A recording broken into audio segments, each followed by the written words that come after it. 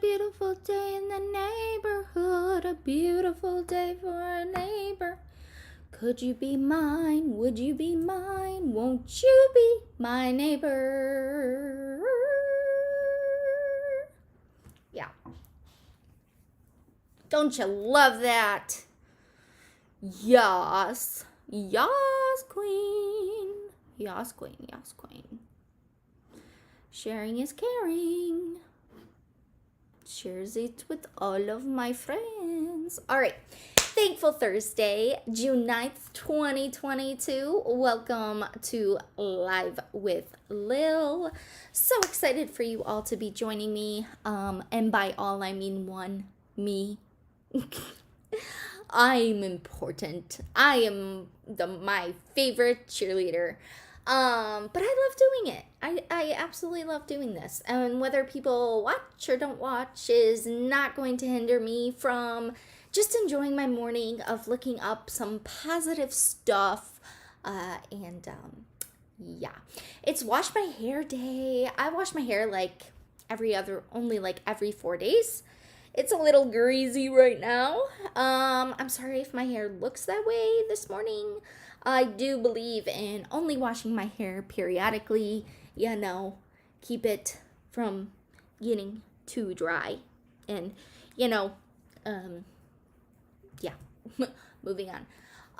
If you wash your hair too much, it will actually cause damage. So if you can, at all costs, avoid washing your hair every day. I know a lot of women have to. Maybe they have oily hair. But if you don't have oily hair, consider cutting back and maybe just throwing your hair up in a ponytail when it gets a little tiny bit greasy. Just hang in there. Hang in there. My hair has to get to this point before I will wash it. So it's hair washing day. Hooray! If you have thin hair or naturally greasy hair, let's discuss how often you have to wash your hair. So medical news today says, like I said, let your hair get a little greasy before washing. Wash hair as it gets too greasy. You may need to wash it more often than I do, so don't take me as the pinnacle of knowing exactly when to wash your hair. We all have different hair, so you know what's best for you. But maybe let it get a little bit more greasier than usual. It's okay. It's okay. Use condition sparingly if you have greasy hair. Grease is a natural conditioner. You don't need to put more conditioner on it to make your hair soft. It has a natural built-in conditioner. So use it sparingly. Maybe only put it on your roots because your roots get the most dry. I try to avoid conditioning my scalp for that simple reason. Don't want to kill the hair follicles up there. So I use conditioner only on my roots where it gets the most wind and sun and etc., etc. Make a hair washing schedule if you at all can. If you are tempted to wash your hair every day, maybe make a schedule. Maybe every 2 days, maybe every 3 days. Make a hair schedule for yourself. Use dry shampoo in between washes to keep your hair from breaking from too much washing. Yeah, a lot of people don't recommend dry shampoo. I have tried dry shampoo in the past when I had my hair legitimately purple. Between the bleach and the dye, it was like a 8 week process to get it to where it was, and I did not want any more damage, so I used dry shampoo. I hate dry shampoo. It feels like I am literally wearing alcohol in my hair, but I used it anyway. So yeah, not a big fan of dry shampoo, not gonna lie to you guys. Today I'm thankful for my health insurance and medication. If I didn't have it, I would be dead and alone because I have bipolar. People won't put up with me if I wasn't medicated. Our relationship would be totally different if my medication wasn't covered by my insurance. So I'm thankful for that. And plus, there's some people that don't have health insurance and they just got to deal with whatever God gave them. And that sucks. So I'm grateful for that this morning for Thankful Thursday. Okay, main story. Deorganized attachment may be the cause of your hot and cold relationships. So that's going to be our main story today. Recycling the weird stuff and how to get rid of it properly. ADHD, drink coffee. Stimulants feed the wee trolls. I call them dopamine trolls because of a TikTok I saw. Made so much sense, and I'm going to share that TikTok with you this morning. Science is scary. Artificial leaves were developed to produce clean hydrogen. So, yeah, scientists are becoming God. It's kind of creepy, but kind of cool at the same time. All right, getting into our main story this morning. Deorganized relationships could be the cause of your hot and cold relationships. We grow up in a world where learning about yourself is literally non-existent. They don't teach it in schools. A lot of parents don't know to teach it. So we grow up not knowing what and who we are. We didn't truly learn at a young age, so we are playing catch up now as adults. Yes, I'm very well aware that when you're 16, you are a completely different person than I am, specifically at 33. I have evolved over the years, but at least when we are 16, somebody should teach us how to recalibrate how we feel. Somebody should teach us that. I am a full believer in that. Yes, I am very well aware. I'm very well aware that we change and we develop. And yeah, we just need to be taught again how to figure out who we are. Yes. Attachment style, according to Dr. Lindsay Henderson, director at psychological services at Amwell, says attachment style is how we relate to others. Attachment styles fall into two categories, secure and insecure, according to her and probably a lot of psychologists out there. Secure, you can jump into relationships a lot faster, you can trust people, you can get needs met, you can feel confident when you interact with humans around you. So we're not going to be discussing the secure side of the attachment categories. We're going to be discussing the insecure because that is where the problems with relationships lie. So insecure tends to push others away even if they crave affection, is a result of childhood trauma. Get those kiddos feeling loved, people, and avoid this problem for the future for your wee ones. Cold and overly engaged is the problem with insecure people, and that basically means days, maybe months, maybe years, I don't know, where you're very cold to your partner, you don't really care about them. And then overly attached is where you freak out over what they're doing, maybe get jealous, maybe, lash out because they're not spending enough time with you. Yeah. So insecurities about, over attachment. So insecurity is a learned behavior, which means you can unlearn it. It is possible. That is the grain of salt we are going to take this morning. Start with self-discovery. Figure out in your past what has created the beast inside of you. Learn how to fix those destructive behaviors.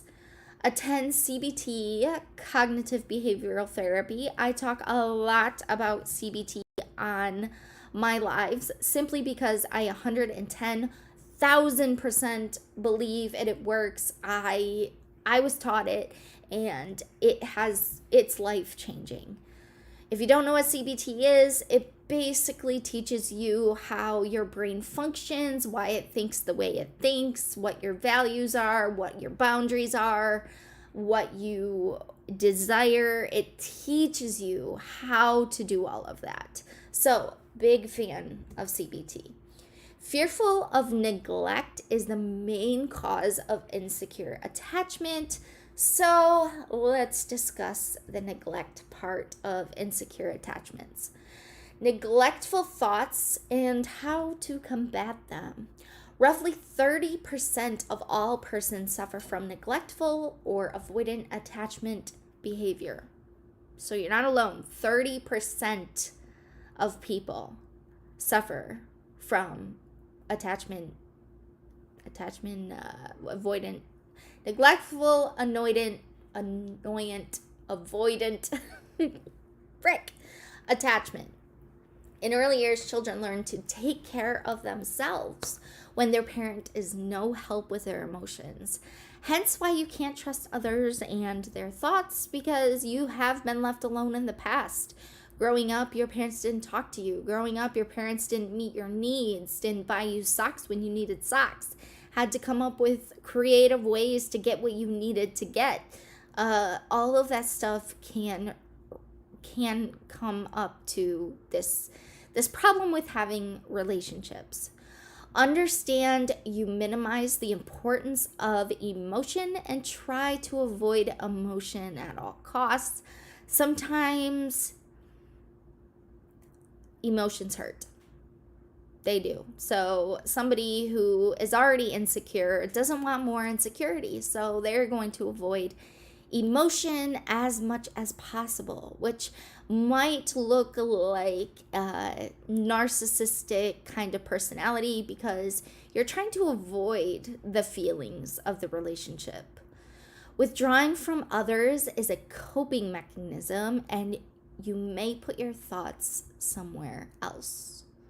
Getting into hobbies, working out a lot, cooking. Yeah, I can't think of other hobbies. You put your art, painting, whatever.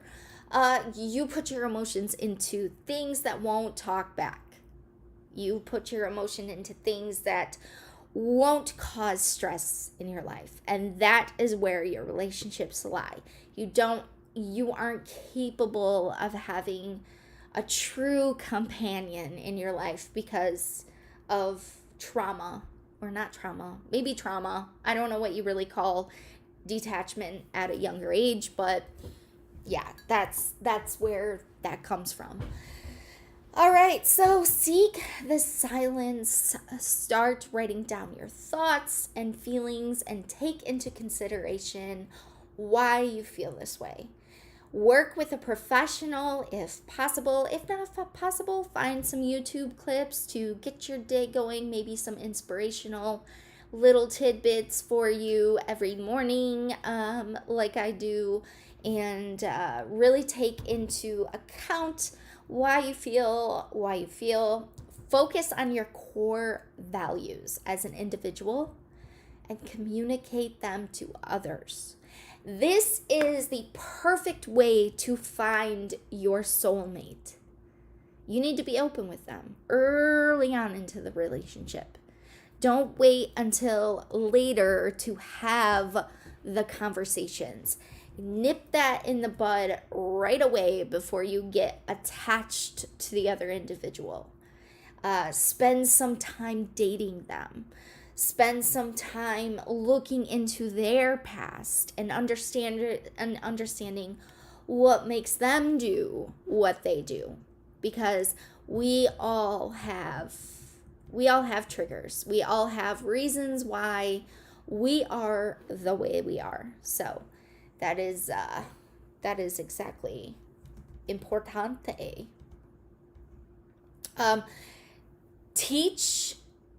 Spend some time. Okay. Spend some time in self-care per day and affirming yourself. I can do this. I can do this. I can call him. I can call her. I can text them. If they avoid me, then that's okay. I will move on with my life. Spend some time really affirming yourself. Build up your own self-confidence and teach others about why you feel the way you feel. If you have to get into the nitty-gritty, get into the nitty-gritty. This may take some time to gain enough confidence to be able to do this. So, moving on to our next story, recycling the weird stuff and how to get rid of it properly. If you're anything like me, I suffer from a recycling conundrum.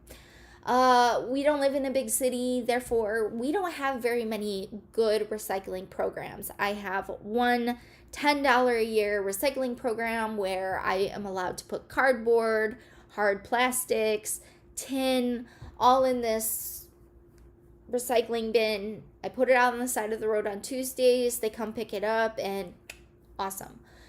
They don't recycle any of the big stuff. They don't recycle couches, electronics, other things. They don't do that. It's basically just your trash. So we have nowhere to put our electronics. My poor attic is filled with a graveyard of electronics I am deathly afraid of getting rid of, because I still have my credit card information plugged into those electronics. And if anybody can get them working, I'm afraid they'll be able to get my credit card info off of it. So I just collect my electronics because I'm deathly afraid of it falling into the wrong hands, essentially. 50 million weird objects are not recycled each year in America. We either throw them in the trash or we bury them in our backyard, whatever we do with the weird stuff that is outside of cardboard, plastic, hard plastics, tin. So, you can return old electronics to the manufacturer sometimes. It does cost money to ship, so if you're looking for free, I'll let you in on a little secret with that. I learned so much this morning about recycling, and I want to share the knowledge with you. They may be able to use parts off of your old electronics, so really they are going to upcycle your old stuff, and it should get into the right hands if you do that. If you do this, a Best Buy is your best bet. Literally love my puns every morning. Some items they will recycle for you, so contact Best Buy and see if they do a recycling program at your nearest Best Buy. Call to Recycle will get rid of your old phones and batteries. So visit recyclenation.com to plug in your information and see where your nearest recycling place is. Staples in BH will take my electronics, so I might take them up on that. Eventually, I might actually clean out all of my electronics in my attic. All right, so we talked about ADHD trolls and how to appease them. So there was a girl on TikTok that did this amazing metaphor of how ADHD works with caffeine and how it works with stimulants. So let us watch that together. I found it super entertaining. My son actually suffers from ADHD, and this just blew my mind. So let's go watch it together.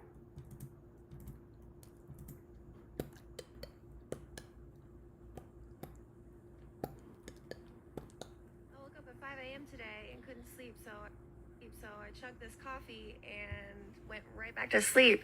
Why? I have ADHD, and I woke up at 5 a.m. today and couldn't sleep, so I chugged this coffee and went right back to sleep.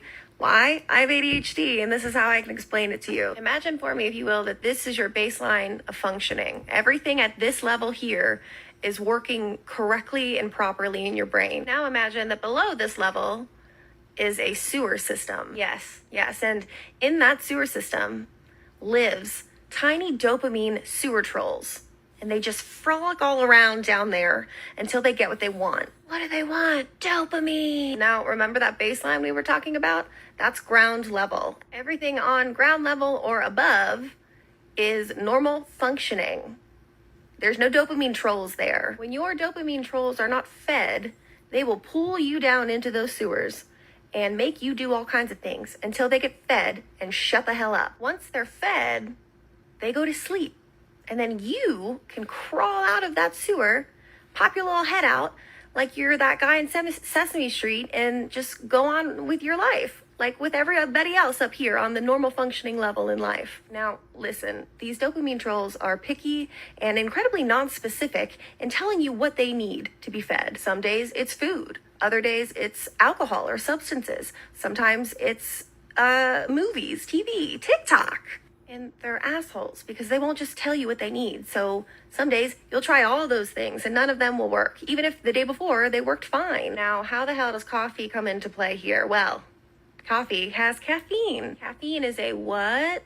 A stimulant. Our little dopamine trolls love them some stimulants. You can also apply this logic to Adderall or other stimulant medication. For all the people at or above ground level, normal brain functioning, right? They drink coffee and they're wired. They go banana pants. But neurodivergent people, we don't. Because we're down in the sewer and we just want to fucking get away from these trolls. So we drink coffee, we feed our trolls caffeine, and then they go to sleep.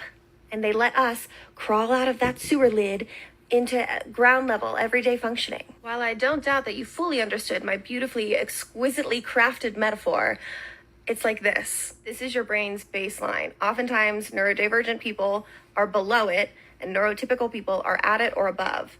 Dopamine brings you up to your baseline to meet neurotypicals at basic functioning, at the ground level of functioning. Coffee, caffeine, brings you up to your baseline, it quiets your trolls down, and it lets you sleep. It shuts your brain up. I woke up at 5 a.m. today and couldn't sleep, so I chugged this coffee and...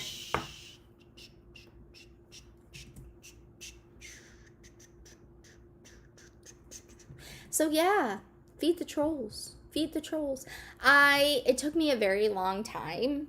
Well, actually it took me no time. Why did I even say that? Found out that my son was ADHD in 2nd grade, and he used to have coffee literally every morning. And I remember when Stewie and I got together, and he was like, you feed your... How old were you, Caden? 7? I think he was 7. He's like, you feed your 7-year-old caffeine? Oh my gosh, I don't feed my 8-year-old caffeine. That's terrible. He'll be bouncing off the walls. Well, I found that after I found out his diagnosis with ADHD, I was like, oh, that makes so much sense. He calms down when he has caffeine. My mind blew. I was like, all right, you're having coffee every morning before you go to school so you can function like a normal human being during school. Now, he also takes Adderall. He takes one of those medications. It's a fancy word in medical terms. I'm going to call it Adderall at this time. He takes that as well when he goes to school. And he does very, very good in the first part of the day. But at the end of the part of the day, I have noticed grades dropping. So it must not work all day. I should probably talk to his doctor about that, be a responsible parent. But he's still getting good grades. So even at the end of the school year or end of the school day, he's getting A's. So haven't really dived into that. But he does say at the end of the day, it does make a difference. He can feel that it wore off. And so his ADHD is progressing. I have found that out.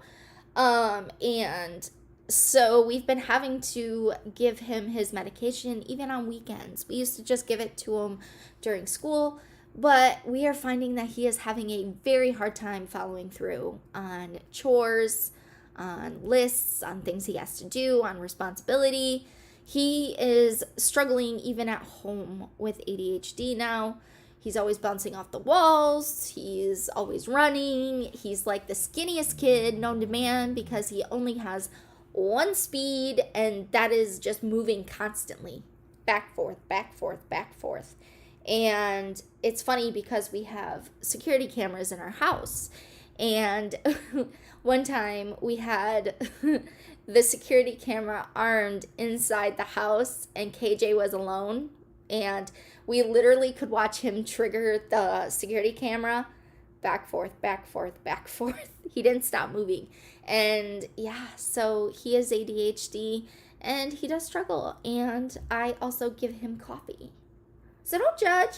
Don't judge people who give their children coffee. It might actually be a natural medicine for them. Yeah, so feed your trolls, people. If you have ADHD, feed yo trolls. Who needs trees when you are human? We have the biggest brains in the world, and we don't need nature no more. We are nature.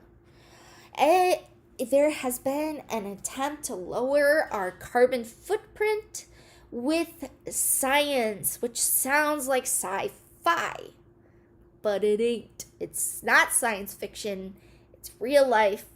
They're doing immaculate things with technology, and we are playing God at this point. So they are creating devices that can absorb sunlight and split water, causing hydrogen to be released into the atmosphere. It's kind of sad we have to resort to science to keep the planet going.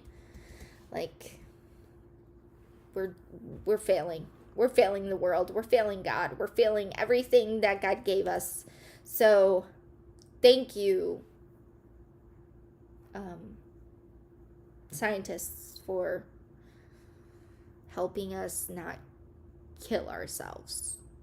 So that is all for today. I hope you all have a wonderful day. Stay happy, stay healthy, and I officially have the outro. So, woo woo. Have a great day, guys. Bye.